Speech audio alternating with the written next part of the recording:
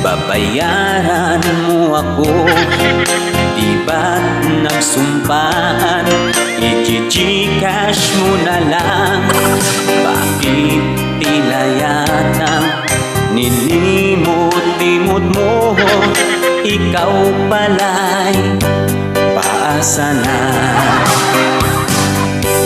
Noong utangan mo, wagas ang pangako mo.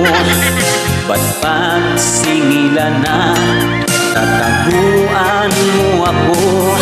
Kakabwisit talaga, lalo pa kailangan ko. Ngayon'y umaasa sa bayad mo.